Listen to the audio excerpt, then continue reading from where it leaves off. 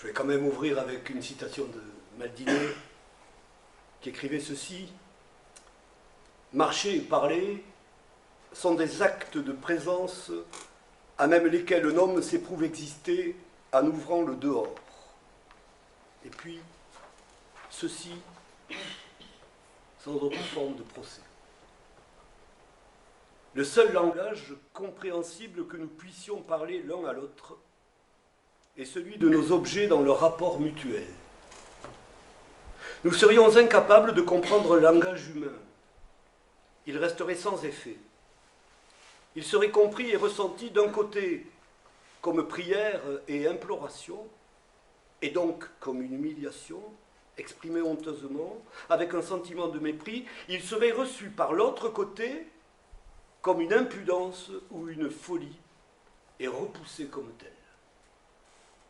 Nous sommes à ce point étrangers à la nature humaine qu'un langage direct de cette nature nous apparaît comme une violation de la nature humaine.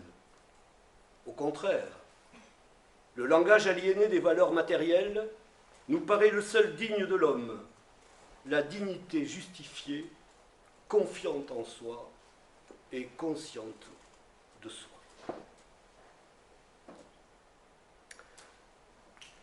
C'est un texte de Karl Marx que vous venez d'entendre, et plusieurs raisons à ce choix.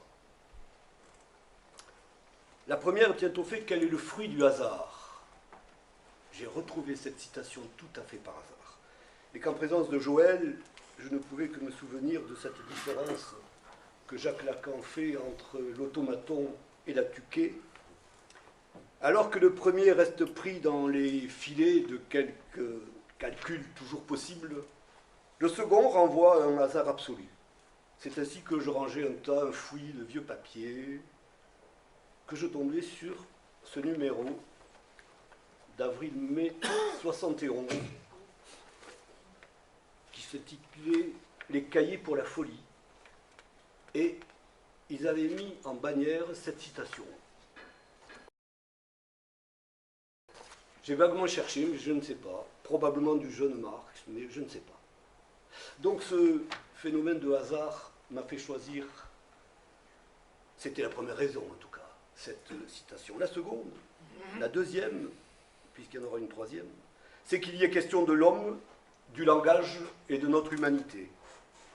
De notre humanité d'homme et de cette objectivité, c'est le terme de Maldinet, que nous prenons pour la réalité. Objectivité dont il disait qu'elle bloquait et verrouillait la pensée. La troisième raison, elle découle de la précédente, et parce que tout simplement elle me paraît ouvrir notre approche de la poésie d'André Dubouché.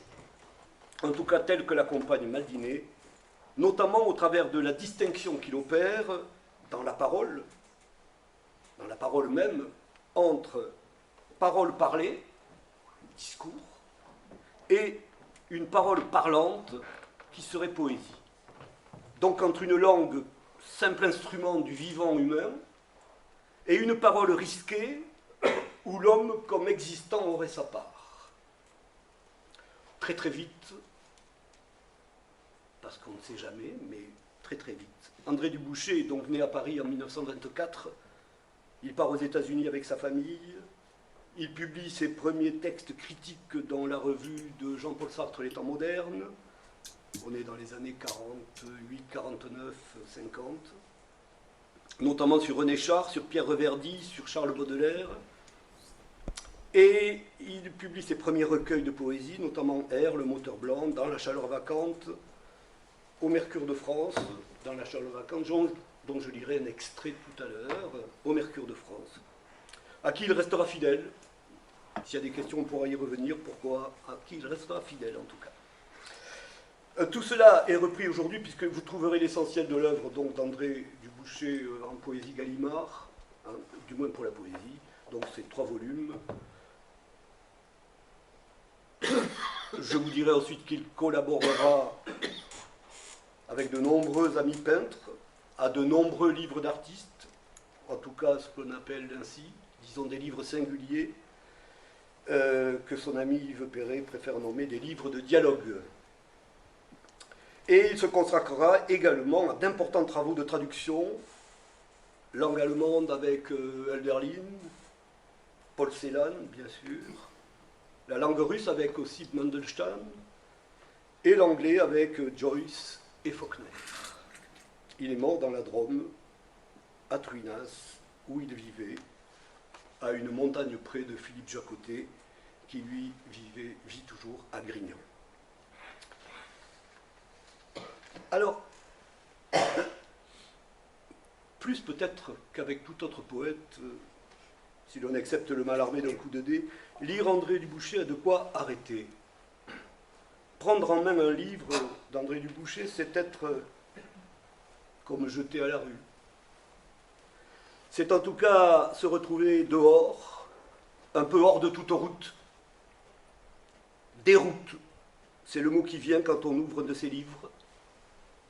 Cette logique autre de l'objet imprimé, une sorte de mise en page très plastique, une typographie qui mêle l'italique et le romain, une ponctuation assez incroyable, tirée, parenthèse, pas toujours fermée, point de suspension en début ou en fin de séquence, et puis c'est blanc. Ce blanc qui inonde, déborde les mots, les lignes, les pages. Ne parlons pas des genres qui sont quelque peu noyés. On peut trouver poèmes, conférences, traductions, tout cela quelque peu mélangé, comme dans un recueil qui s'intitule L'incohérence, paru en 1979 chez Fata Morgana. C'est qu'avec la poésie d'André Dubouché, nous ne sommes pas devant des objets verbaux. Le sujet percevant et jugeant, en fonction de critères esthétiques que l'histoire a imposés à notre insu, est comme jeté à nu, perdu. C'est que nous ne sommes plus devant une forme formée. Nous ne sommes plus devant un ensemble de signes arrêtés, mais bien devant une forme formante. Maldinet reprend ici la thèse d'Henri Faucillon dans un très beau livre, La vie des formes. Henri Faucillon disait ceci: le signe signifie, la forme se signifie. Le signe, pour signifier, renvoie forcément à autre chose que lui-même. La forme, elle, ne renvoie qu'à elle-même. Le poème comme forme a le rythme pour dimension originaire. Du coup, on est face au poème sans domicile fixe tant il suscite l'espace dans lequel il se signifie. Le poème forme n'est pas figure, mais figuration. Il n'est plus représentation, mais présence. Je crois qu'on peut trouver là le sens de la très célèbre formule de Paul Klee: l'art ne rend pas le visible, il rend visible. Alors, arrêtée en image, bien évidemment, la forme perd le moment où elle apparaît, son moment apparitionnel, si vous voulez, et elle tombe dans la simple illustration, la transposition d'une réalité qu'elle a toujours déjà manquée.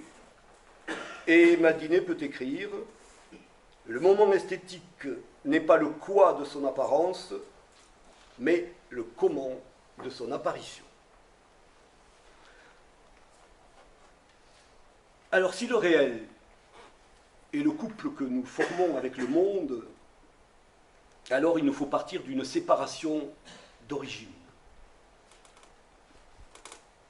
Ici, en deux, est le titre d'un important livre d'André Dubouché. Pourquoi? Parce que elle s'est scindée, c'est de manière scindée qu'elle se présente, cette réalité. Il y a deux versants. Il y aurait le versant que la parole dit quand c'est la langue qui parle, ce langage aliéné qu'évoquait dans le texte d'introduction Marx tout à l'heure. Et puis il y aurait le versant natal ce qu'on pourrait appeler le dur du monde, celui auquel nous nous heurtons dans l'expérience sensible et dans notre commerce avec les autres, cette réalité rugueuse à étreindre dont parlait Rimbaud. C'est là qu'ici, en deux, fait pour moi 3.